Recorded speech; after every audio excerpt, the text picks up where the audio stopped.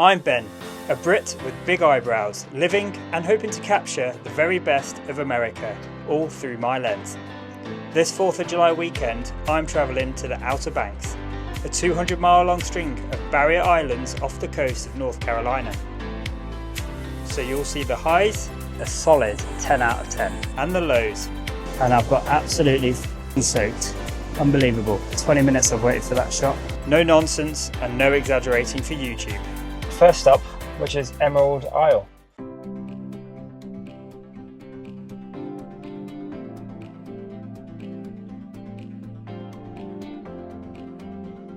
It's 8:35 in the morning and it's already pretty busy.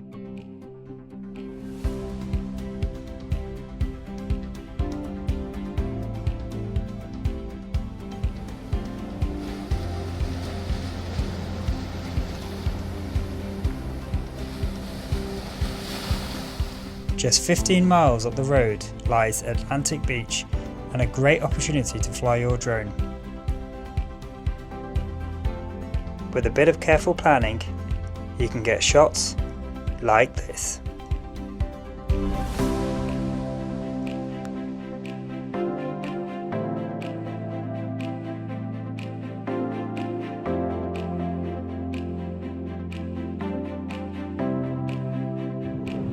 Next up is Cedar Island, where we're going to catch our 2.5-hour ferry to Okracoke Island. Finally, the holiday begins. With that, we had arrived in Okracoke. I was the outlier in my car. Most people who stick around choose to get about using push bikes or golf carts. And even with the overcast clouds that had rolled in, it still didn't struggle to impress. There's a few lighthouses scattered across the Outer Banks. The first one we're going to see is in Okracoke town itself.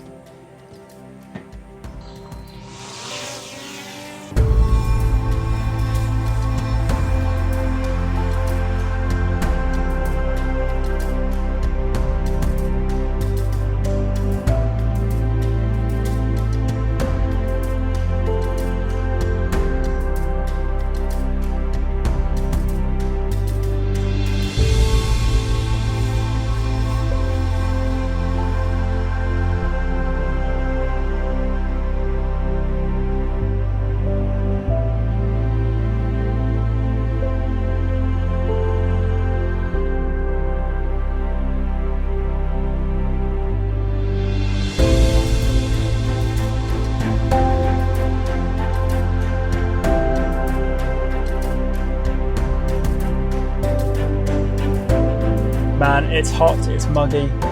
We're going to head straight to the first restaurant that we find parking.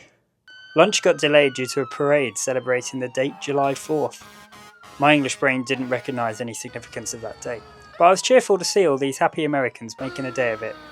It was pretty hot, so I went inside to enjoy a cup of tea. This is the Hammock Hills Trail. It's only I think it's just under a mile.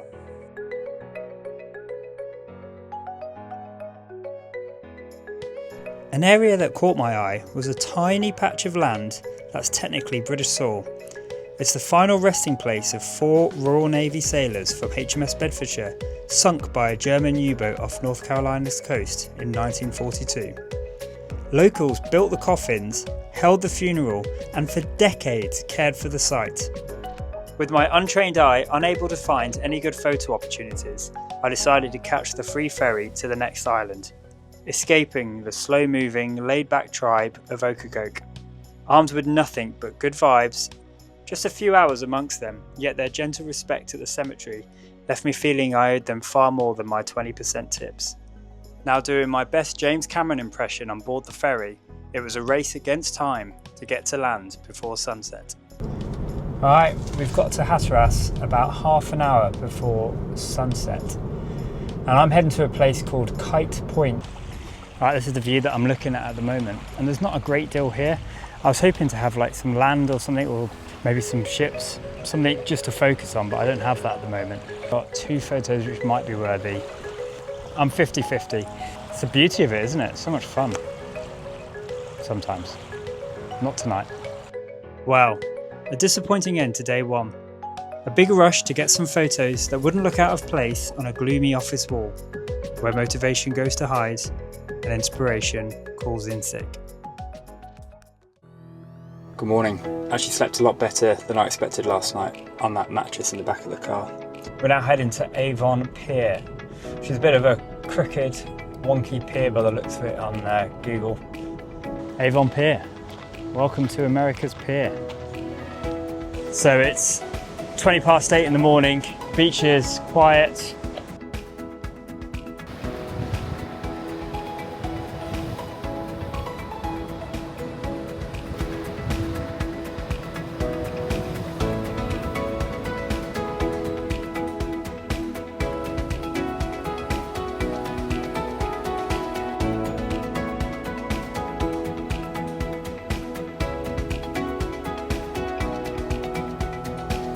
The problem I've got now, however, is the tide's going out.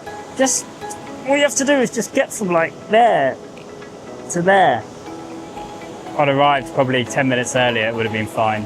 I would have got the shot. Oh, here we go.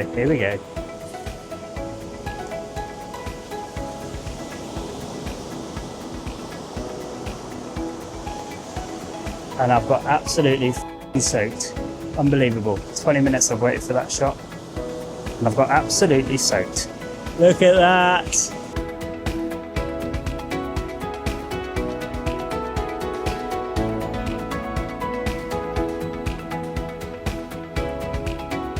This is precisely what I mean about coming to the Outer Banks in the summer. It's either roasting hot and really humid and sticky and unpleasant, or you just have these storms and showers that pass through. I mean, if you have the option, I would recommend coming out of the season and supporting all the local businesses throughout the year. If I'm wrong, let me know in the comments.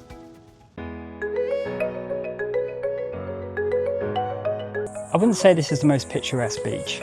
The sand is kind of mixed with mud, someone's sock, and about 150 people just enjoying it.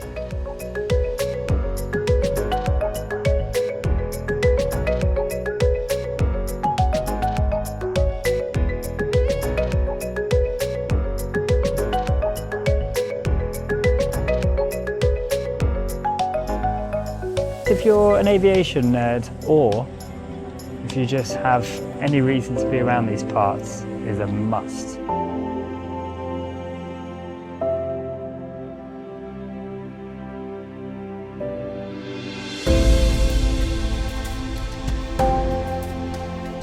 Flight nowadays has shrunk continents.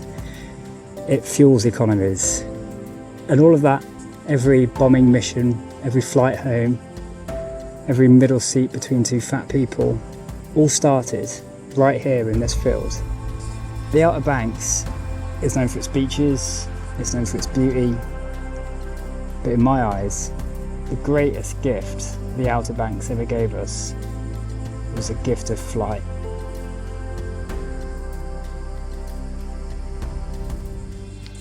I'm giving it a solid 10 out of 10. It's only $10 to get in. It's pretty interesting. You can easily kill at least an hour. Come and visit and see this right here. But there's one lighthouse that caught my eye when doing my research as to where to come. It's called Bodie Island Lighthouse. I reckon coming here for sunset may have been one of my best ideas yet. Of course, it wouldn't be a tourist attraction without a boardwalk, but here's the start of the show. And this may well just be the composition I was looking for. A nice symmetrical reflection, and then you've got this leading line that takes us directly to it. And the sun is setting just over there.